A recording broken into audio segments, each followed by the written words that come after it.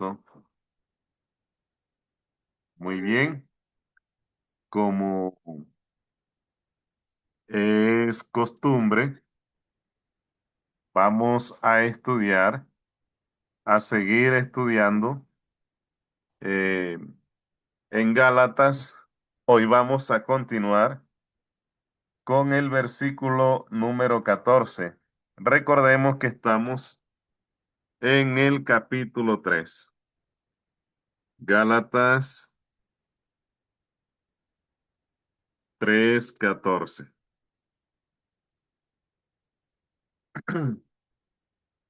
Nos dice la palabra de Dios, para que en Cristo Jesús la bendición de Abraham alcanzase a los gentiles, a fin de que por la fe recibiésemos la promesa del Espíritu.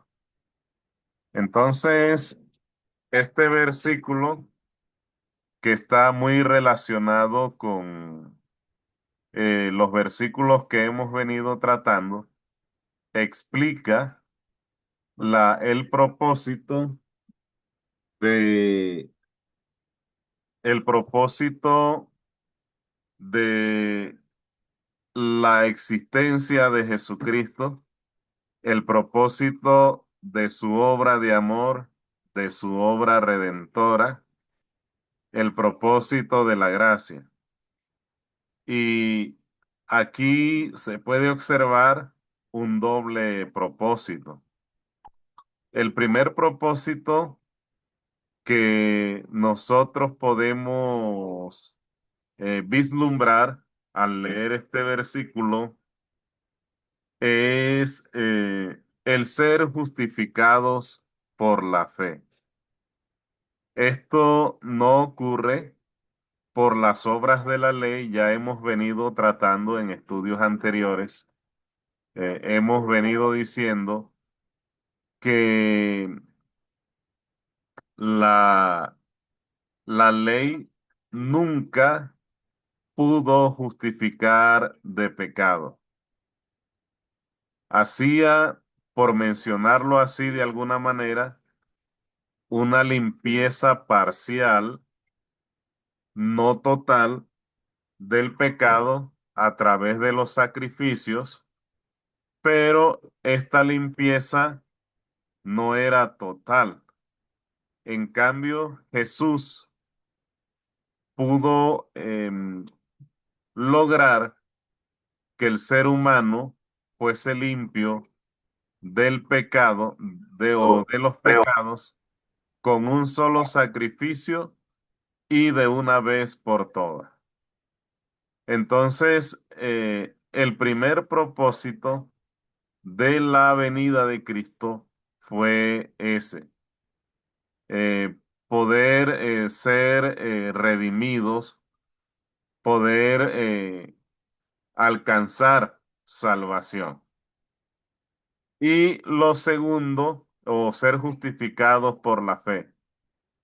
Y lo segundo que podemos vislumbrar en este versículo es que nosotros, a través de Abraham y a través de la fe, recibimos la promesa del Espíritu Santo. Tampoco esto fue dado por la ley.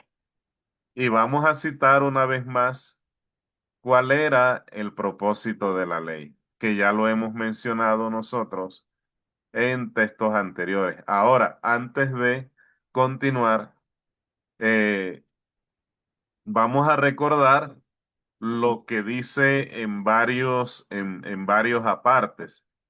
Se dice que habrá, incluso lo dice en el versículo 6. Vamos a recordarlo antes de seguir hablando de esto. En el versículo 6 nos dice, así Abraham creyó a Dios y le fue contado por justicia. Y lo mismo si usted va a Santiago, capítulo 2, del versículo 14 al versículo 26, puede ser por allá versículo 21, 22, 23. usted va a encontrar también que dice que Abraham fue justificado por la fe que tuvo. Entonces, el propósito era alcanzar la justificación. Y el segundo propósito era el recibir el Espíritu Santo. Y recordemos el propósito de la ley. La ley sirvió para que la humanidad, especialmente el pueblo judío, se diera cuenta de cuán pecador era, de la posición inferior en la que estaba frente a Dios, que se diera cuenta de la incapacidad que tenía para poder justificarse a sí mismo, de la incapacidad de no hacer méritos, porque no podía hacer méritos, para presentarse delante de Dios y justificarse a sí mismo. Entonces, la ley sirve para esto, pero vuelvo y digo, la ley no es como muchos de nosotros que solamente somos expertos en identificar problemas. El ser humano es experto en decir, no estoy de acuerdo, ahí hay un problema, el problema es este, pero nunca formulamos una solución. Nunca buscamos una alternativa. Nunca buscamos la manera de mejorar una idea, de mejorar un propósito que tenga la iglesia. Y la ley no solo sirvió para que el ser humano se diera cuenta de cuán pecador era, sino que también la ley apuntaba a Cristo. Y yo le dije a los hermanos en domingo una vez en la iglesia, saquemos a Cristo del paquete, saquemos a Cristo de la Biblia y nos daremos cuenta que la Biblia queda vacía.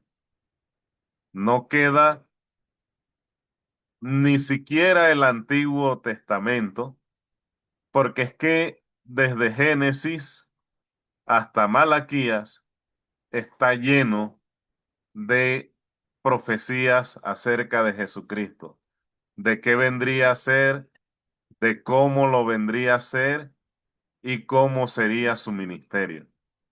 Y eran cosas que los profetas no entendían, aunque profetizaban, no entendían. Y dice Pedro que aunque fueron diligentes en investigar, nunca pudieron entender y muchos murieron esperando al Mesías. Eso sí, tenemos que abonar y resaltar la fe que tenían estos profetas porque ellos murieron esperando al Mesías. Entonces, si sacamos a Cristo de, de la Biblia, no queda absolutamente nada. Desde Génesis 3:15, que aparece la primera profecía, es hecha por el mismo Dios y dice, y pondré enemistad entre ti y la mujer, y entre tu simiente y la simiente suya. Esta te herirá en la cabeza, tú le herirás en el calcañar, haciendo énfasis, vuelvo y repito esto, en la lucha desigual que tendría Satanás frente a Cristo, donde Cristo lo vencería por una amplia ventaja. Es decir, no es que Cristo iba a vencer por una ventaja corta, no es que iba a hacer una lucha cerrada, sino que Cristo iba a vencer por una amplia ventaja. Entonces, el verso 14 de Gálatas nos revela este doble propósito de la gracia de Cristo y luego en los versículos del 15 al 18, que no estoy seguro si alcancemos a abordarlos hoy, pero algo alcanzamos a ver. En los versículos del 15 al 18 está la amplificación, la argumentación de este doble propósito que se menciona en los versículos, en los versículos, en el versículo 14, perdón. Entonces, continuamos. Dice, hermanos, hablo en términos humanos. Un pacto, aunque sea de hombres, una vez ratificado, nadie lo invalida ni le añade. Ahora bien, Abraham, a Abraham fueron hechas las promesas y a su simiente. No dice y a las simientes como si se hablase de muchos, sino como de uno. Y a tu simiente, la cual es Cristo. Esto pues digo, el pacto previamente ratificado por Dios para con Cristo, la ley que vino 430 años después no lo abroga para invalidar la promesa. Porque si la herencia es por la ley, ya no es por la promesa, pero Dios la concedió a Abraham mediante la promesa. Aquí tenemos que mirar varias cosas. La primera es que a estas alturas de la carta vemos cómo Pablo inicia este párrafo de aquí en adelante y se dirige a ellos como hermanos. Sin embargo, cuando vamos al principio de la carta, y eso lo hablamos hace mucho tiempo ya, al principio de la carta, Pablo no anda con mucho protocolo. Si usted revisa los saludos de Pablo a las otras cartas, es mucho más dócil y mucho más generoso que lo que está sucediendo con Gálatas. Incluso, si usted da un vistazo a la primera carta a los Corintios, donde se observa que hay una serie de conflictos por resolver y todavía en la segunda carta hay otro tipo de conflictos por resolver. Entonces, usted se va a dar cuenta, sin embargo, la manera tan generosa como Pablo los saluda, a pesar de que habían entre ellos divisiones, contiendas, pleitos. Había un hermano que era marido de su madrastra, se la había quitado al padrastro y la tomó para sí. Habían hermanos que demandaban a los otros por deudas y ponían los conflictos que eran para resolver entre hermanos en manos de personas incrédulas y Pablo también les, reprende acerca de esto. Sin embargo, y si usted sigue mirando, hay más desórdenes en la cena del Señor.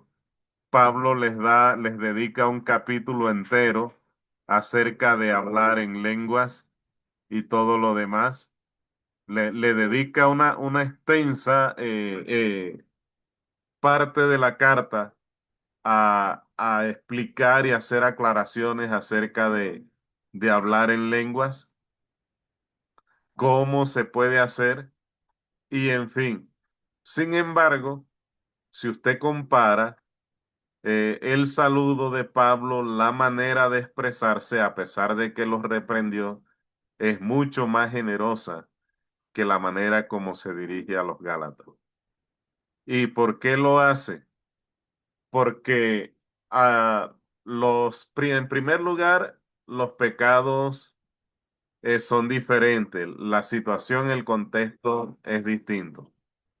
Pero en segundo lugar es que en Gálatas hay algo que era de suma importancia y que nosotros no podíamos dejar de lado. Y se trataba de la predicación del Evangelio, de la doctrina, del fundamento del Evangelio. Y que usted muy bien conoce que es el Evangelio. El Evangelio es sepultura, muerte y resurrección.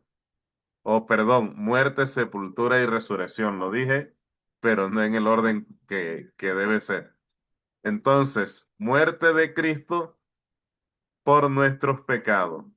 La obra de amor más grande e inigualable que se ha hecho por la humanidad, que nadie puede igualarla. Eh, Sepultura para confirmar que efectivamente Jesucristo estuvo muerto. Y resurrección para mostrar que Dios tiene poder sobre la muerte. Entonces, a esto no había que añadirle conceptos de la ley, no había que añadirle circuncisión, ni había que añadirle otro tipo de cosas. Entonces, por eso Pablo no dedica mucho tiempo de la carta a saludar a los hermanos porque tenía una urgencia. El fundamento de la salvación estaba siendo comprometido. El fundamento de la salvación estaba siendo alterado. El fundamento de la salvación estaba siendo contaminado.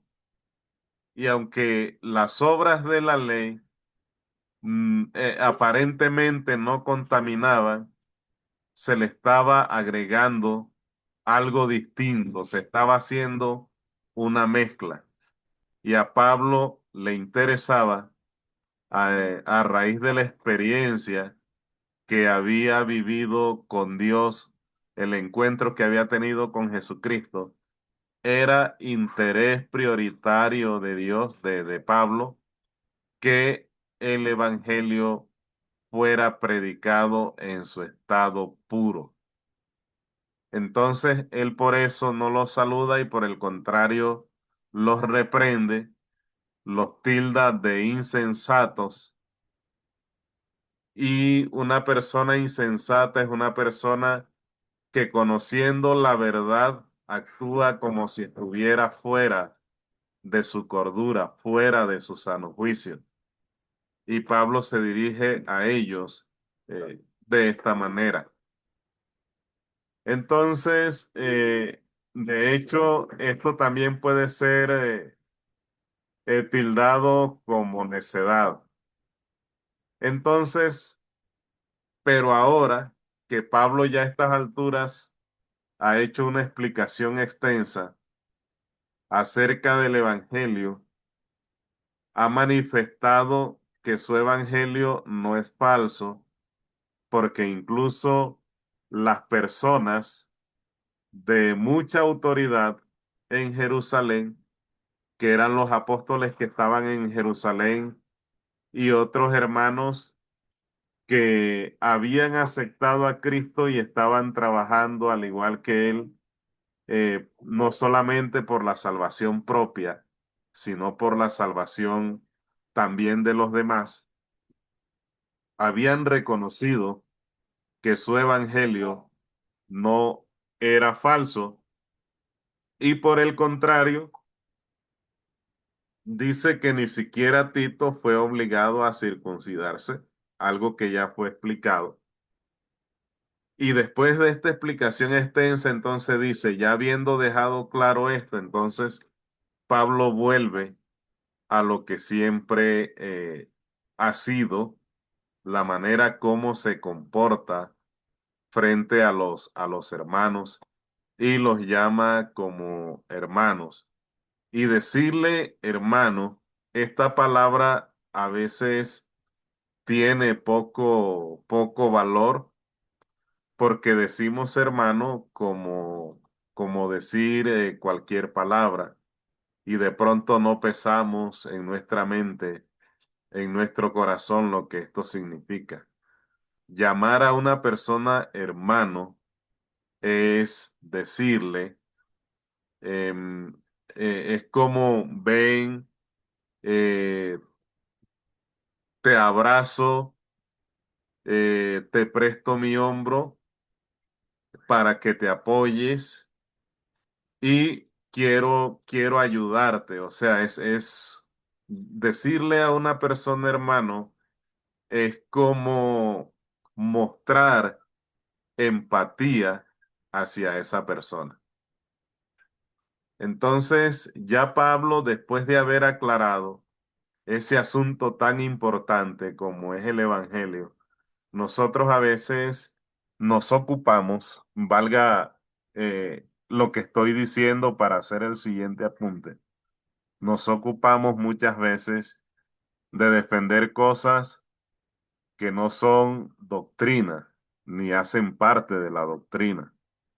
A veces defendemos líneas de pensamientos que no están en las escrituras y a veces ni siquiera entendemos.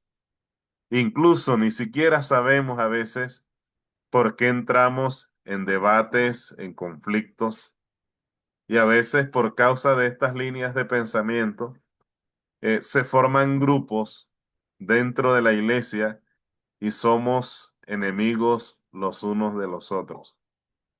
Si nosotros nos ocupáramos del Evangelio y dejáramos que el Espíritu Santo hiciera su obra en nosotros, no habría necesidad de estos debates, de estos conflictos, y seguro no hubiese enemistad entre nosotros.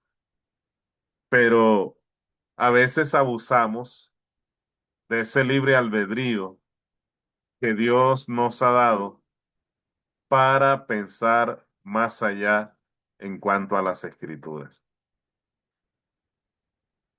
Entonces, eh, esto ha generado perjuicio dentro de las congregaciones. Entonces, Pablo, ahora sí, después que hace la aclaración, porque aquí también habían dos líneas de pensamiento. Estaba la línea del pensamiento de la ley, que para ser salvo había que circuncidarse, y estaba la línea del pensamiento de la gracia. Y querían mezclar o contaminar la gracia con esa otra línea de pensamiento. Entonces, Pablo dice en el versículo 5, 15, perdón, hermanos, hablo en términos humanos. Un pacto, aunque sea de hombre, una vez ratificado, nadie lo invalida ni le añade. Y cuando habla de la palabra pacto, puede interpretarse como un acuerdo. Se puede interpretar como un acuerdo, pero también significa testamento o también significa pacto como lo estamos leyendo. Entonces Pablo está diciendo que en materia de los seres humanos, cuando hacen sus acuerdos, y eso era en aquellos tiempos, porque ya hoy en día la palabra no vale mucho. De hecho, este, hoy en día hay que comprometer a la gente con algo para que te pueda cumplir. Hay que pedirle algo en garantía, porque si les prestas dinero no te quieren pagar. Si llegan a un acuerdo, el acuerdo no se cumple y tiene que haber una prenda de garantía o al menos un documento escrito donde si la persona falla, tú puedas tener la manera de poder llamarlo, de poder al menos decirle que si no cumple tú vas a proceder de una manera legal. Porque hoy en día la palabra ha perdido mucho valor. Pues en los tiempos de Abraham y aún en los tiempos de la ley, en los tiempos de Cristo, en los tiempos de Pablo, la palabra tenía un valor especial. Y lo que una persona decía en acuerdo con otro debía cumplirse. Y es a esto a lo que Pablo está haciendo referencia. Es una ilustración para hacerles entender a, a los simpatizantes de la circuncisión en ese momento que la ley no podía invalidar la promesa que Dios le había hecho a Abraham. Dice el verso 16. Ahora bien, a Abraham fueron hechas las promesas y a su simiente. No dice, y a las simientes como si hablase de muchos, sino como de uno, y a tu simiente, la cual es Cristo. Entonces, siguiendo con este tema de los pactos, de los acuerdos, ¿cómo se hacían los acuerdos en los tiempos de Abraham? Cuando dos personas hacían un acuerdo dentro de esto entraban también los matrimonios. El pacto era que cogían distintos tipos de animales, los cortaban por la mitad y ponían una mitad enfrente de otra, dejando como especie de un camino en medio de esas dos mitades de animales que estaban puestos en filas. Entonces, en medio de ese camino se derramaba sangre y cada uno pronunciaba la promesa o el pacto con el cual se estaba comprometiendo. Y en algunos casos, como en el matrimonio, también la historia revela que hacían un círculo de sangre, había un sacrificio de animal, hacían un círculo de sangre y en medio del círculo estaba los que iban a contraer matrimonio, por así decirlo, y estaban los padres de ella, los padres de él. Y ellos prometían eh, hacer este pacto y el que lo violaba, entonces tenía que pagar con su propia vida. Yo supongo que en ese tiempo no había muchos divorcios, porque imagínese usted, el que violaba el pacto pagaba con su propia vida. Entonces la palabra valía y Dios en ese momento hizo un pacto con Abraham. En Génesis 15 usted lo puede ver, donde Dios le dice que Abraham va a heredar la tierra y Abraham le pregunta a Dios, aquí está en el versículo 8, y respondió, Señor Jehová, ¿en qué conoceré que la he de heredar? Entonces, si usted sigue leyendo el texto, mm, Dios le dice que busque varios animales, le dice cuáles tiene que buscar y que haga el camino, los coloque uno enfrente de otro. Y Dios, mire que en ningún momento Abraham dice nada ni se compromete a nada, pero es que Dios ya conocía la fe de Abraham. Entonces es Dios el que se compromete más por Abraham que por él, porque Dios no necesita, incluso Dios a veces se rebaja a la condición humana para darle certeza de que Él es Dios y de que Él no quebranta su palabra. Y a veces Dios ha jurado por Él mismo, porque no hay otro superior a Él. Y en este momento, más por causa de Abraham que por causa de Él mismo, Él no iba a incumplir su promesa. Él dice, yo estoy dando mi palabra, yo estoy comprometiendo. Abraham cae en sueño y dice que en medio de eso Dios pasa por el camino de los animales como y Abraham ve como especie de una antorcha y a través de eso Dios hizo su pacto con Abraham.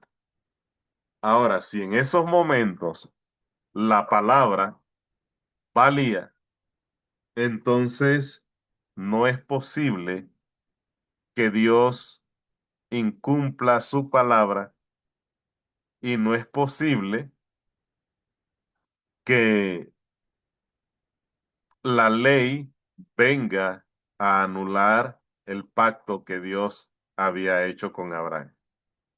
Y por medio de ese pacto que Dios hizo con Abraham, usted y yo somos salvos, porque así como Abraham creyó a Dios y le fue contado por justicia, hoy en día, por haber recibido esa fe por medio de Abraham y que luego Cristo vino, esa promesa que fue hecha a Abraham por medio de Cristo nos hace herederos a nosotros, no solamente al pueblo judío, nos hace herederos por medio de esa promesa. Entonces, no es posible, habría una contradicción. Ahora, un argumento que podrían presentar los judíos de ese entonces es que la promesa de Abraham está fuera de la ley. Nosotros no tenemos nada que ver con esa promesa. Entonces, estaban contradiciéndose a sí mismos porque ellos defendían la circuncisión porque fue señal del pacto de Dios con Abraham. Ahí habría una contradicción. Y en segundo lugar, entonces tenemos que ver que esta promesa de Abraham no era exclusivamente para cumplir cuando la existencia de la ley, sino que era una promesa eterna. La recibió Abraham, fue transmitida al pueblo judío a pesar de toda la rebeldía que ustedes conocen del pueblo, y hoy en día esa promesa llega a nosotros a través de nuestro Señor Jesucristo. Espero, mis amados hermanos, haberme sabido explicar y espero que esto sea de mucha bendición para todos nosotros.